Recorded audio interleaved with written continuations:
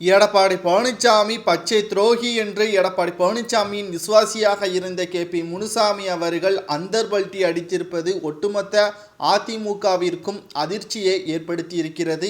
எதற்காக, என்ன காரணம் என்பதை பற்றி இந்த வீடியோவில் முழுமையாக தெள்ள தெளிவாக நாம் பார்க்க போகிறோம். வீடியோவை மட்டும் ஸ்கிப் பண்ணாமல் முழுமையாக பாருங்கள்.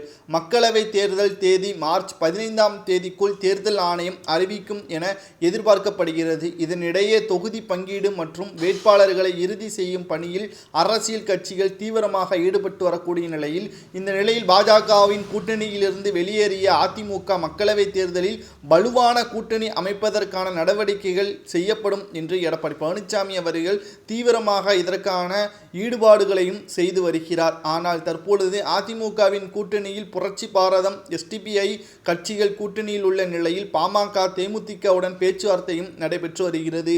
ஆனால் மிகப்பெரிய அளவில் எதிர்பார்த்த அளவை விட மிகப்பெரிய அளவில் கூட்டணிகள் எதுவும் சேராத காரணத்தினால் அதிமுக நாடாளுமன்ற தேர்தலில் பின்தங்கும் என்றும் எதிர்பார்த்திருக்கிறது. காரணம், பாஜகவுடன் கூட்டணி வைக்காமல் இருந்தால் மத்திய வாய்ப்புகள் மிக மிக மோசமான நிலைமைக்கு நாம் தள்ளப்படுவோம். ஏனென்றால் மீண்டும் 2024 நாடாளுமன்ற தேர்தலில் பாஜக தான் ஆட்சிக்கு அமையும். நாம் பாஜகவை பகைத்து கொண்டால் நிச்சயமாக அது நமக்கு மிக மோசமான நிலைமைதான் வரும் என்று எடப்பாடி பழனிசாமியிடம் கே.பி. முனுசாமி அவர்கள் பல முறையும் கூறிவிட்டார். கிட்டத்தட்ட பாஜகவுடன் கூட்டணி வைத்தால் ஒரு மத்திய அமைச்சர் பதவியும் நாங்கள் தருகிறோம் என்று எடப்பாடி பழனிசாமியிடம் கடைசியாக உள்துறை அமைச்சர் அமித்ஷா அவர்களும் கூறிவிட்டார். ஆனால் பன்னீர்செல்வத்தை கட்சியில் இணைக்கவா, அதிமுகவை வளர்ப்பதா, அதிமுகவை எடப்பாடி பழனிசாமி அவர்கள் முன்னிலையில் OPSஐ இணைக்கவா என்ற வேறுபாடின் காரணமாகவும் எதிர்க்கட்சி தலைவர் என்ற முறையிலும் பொதுச் செயலாளர் என்ற முறையிலும் கடும் கோபம் அடைந்து பன்னீர்செல்வத்தை கட்சியிலிருந்து நீக்கியவரை ஒருபோதும் இணைக்க முடியாது. நாங்கள் உங்களுடன் கூட்டணி இல்லை, அது எங்களுக்கு தோல்வியில் முடிந்தாலும் பிரச்சனை இல்லை, ஒருபோதும் கட்சியிலிருந்து நீக்கியவரை நாங்கள் இணைக்க முடியாது என்று வீராப்பாக எடப்பாடி பழனிசாமி அவர்கள் டெல்லியில் பேசிவிட்டு திரும்பி வந்துவிட்டார். ஆனால் கே.பி. முனுசாமி அவர்களோ புரட்சி தலைவர் ஜெயலலிதா அவர்கள் இருந்தால் என்ன செய்திருப்பாரோ அதைத்தான் கே.பி. முனுசாமி அவர்கள் சொன்னார். ஆனால் எடப்பாடி பழனிசாமி அவர்கள் கேட்கவில்லை. நிச்சயமாக ஈரோடு கிழக்கு தொகுதி இடைத்தேர்தலில் சிறப்பான தலைமை இல்லாத காரணத்தினால்தான் 56,000 ஓட்டுகள் வித்தியாசத்தில் தோல்வியடைந்தது. காரணம், இரட்டை இலை சின்னம் இருந்தும் எடப்பாடி பழனிசாமியின் சிறப்பான தலைமை இல்லாதன் காரணமாகத்தான் தோல்வியடைந்தது என்பதையும் நாம் மறந்துவிட முடியாது.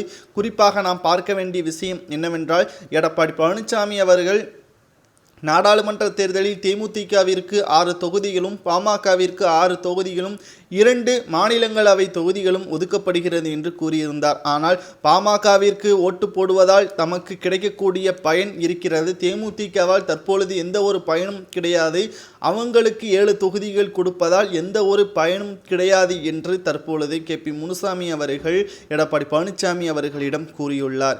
ஆனால் இந்த நிலையில்தான் தற்பொழுது எடப்பாடி பழனிசாமி அவர்கள் யார் பேச்சையும் கேட்காமல் தான் எடுக்கக்கூடிய முடிவுதான் இறுதியான முடிவு என்றும், நான் தான் அதிமுகவின் பொதுச் செயலாளர் என்ற ஆணவத்துடன் தற்பொழுது அதிமுகவை வழிநடத்தி வருகிறார்.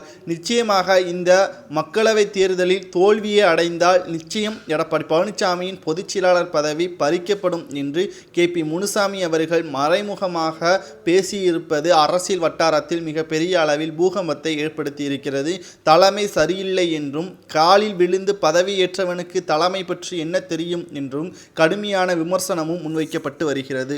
பொறுமையாக இருந்து பார்க்கலாம். எடப்பாடி பழனிசாமியின் திட்டம் சரி வருகிறதா அல்லது கே.பி. முனுசாமி அவர்கள் சொன்னது நடக்கிறதா என்பதை உங்களது கருத்துக்களை கூறுங்கள். ஆனால் பாஜக என்பது பன்னீர்செல்வம் அவர்களை தேனி தொகுதியில் மீண்டும் MP தேர்தலில் போட்டியிட வைத்து, அதுவும் பாஜகவின் சின்னமான தாமரை சின்னத்தில் போட்டியிடுவதற்கான அனைத்து ஏற்பாடுகளையும் செய்து வருவதாக தகவல்களும் வெளியாகி இருக்கிறது. பொறுமையாக இருந்து பார்க்கலாம். எடப்பாடி பழனிசாமியின் இந்த செயல் வெற்றியடைகிறதா அல்லது பாஜக முதலே சொன்னது மாதிரி பன்னீர்செல்வம் அவர்கள் இல்லாத அதிமுக வெற்று அதிமுக ஒருபோதும் தென் மாவட்டங்களில் அதிமுக மிக பெரிய அளவில் தோல்வியைதான் தழுவும் என்றும் கூறப்படுகிறது.